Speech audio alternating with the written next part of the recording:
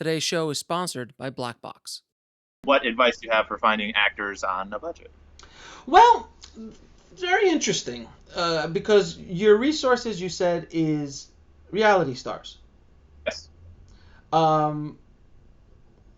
Would it make sense, depending on the kind of movie you're making, to cast reality stars? The reason I'm saying this is because you will have you have access to them, so that's one big plus. Yeah. Kind of, right? You have kind of access, yeah. Kind of access, right? More access than if you didn't know them at all. In other words, exactly. You have a way to contact them, and yes. Directly, as opposed to trying to do a cold call to an agent or a manager. Yeah. So that's a resource you have. So why wouldn't you want to write something around the resources you have, as opposed to trying to go up the hill? Because I saw other filmmakers going that way, so I'm going to go that way. I'm like, but my way's right here, and that's something I think filmmakers also miss. Is that, like, they see something that's right in front of them, like, I don't want to do that. I've done it a million times. I'm like, I don't want to do that. I don't want to do that. I don't want to do that. Perfect example, Indie Film Hustle. I wasn't going to do a filmmaking podcast when I opened up. My wife's like, what are you, an idiot? Talk about film. That's what you do. I'm like, all right, I'll talk about film. It was right in front of me, and I didn't even see it. So if you have reality stars, depending on the kind of story you have, or maybe you want to write, this is maybe two different projects, but you should write something for the resources you have. The reason why I say reality stars, and I know a lot of people are like, oh God, Alex is telling him to do a movie about reality stars, and I'm like, you know what? If you go out and get a bunch of, nice actors in LA, there's a handful. There's a handful of actors here in LA, just a couple, with no following, no anything, and put them in your short film. Great. It might be wonderful, it might be good, but you're not going to get a lot of traction. Maybe you will, maybe you won't. No.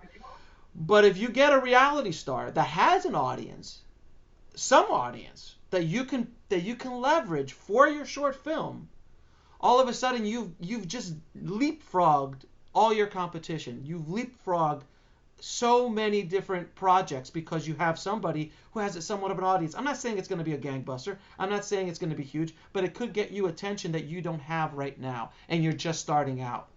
And again, it has to be the right fit for the right project. If you're going to get a reality star who doesn't know how to act, and you're going to put them in a very actor-heavy short film, that needs Meryl Streep style acting, it's not going to work. So either write something that leans itself to the strengths of the people you have access to, which is more than most. I guarantee you, I didn't have that when I started out. I didn't have anybody with an audience at all. So if you can get that, I would write a project around that. If your current project makes sense for that, I'll tell you how to get actors in a second. But if your current project makes sense for that, great. Tap them in somehow. If they don't, try to write or create a project that will get them excited and get them on board, because it will open up doors that you might not have had open originally, purely because of the cast involved.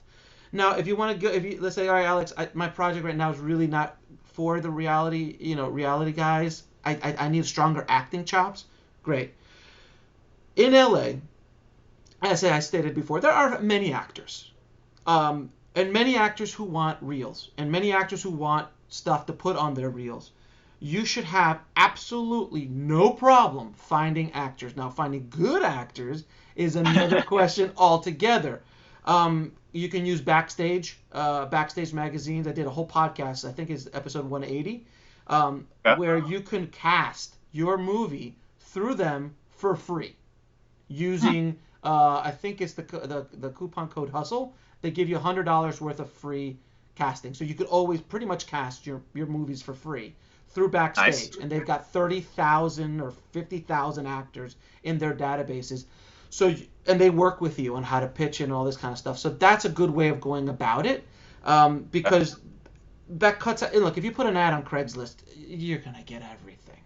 Yeah. I mean, everything. But going down these other kind of casting ways of going about it. So Backstage is a great resource, and I think you should use Backstage for that. And then, depending on the network of filmmakers and actors you have, you'd be surprised that just in the network of people who might know someone who might know someone.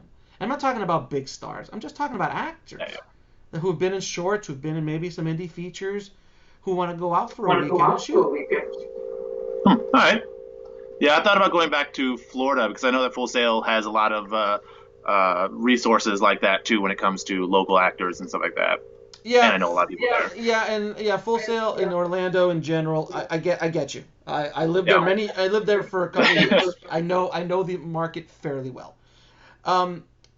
If you could go out there and cast and do something, you're gonna get a lot more cachet. You coming out from LA Yeah. to shoot a movie in Orlando, you have a leg up on everybody else in Orlando that's not from LA.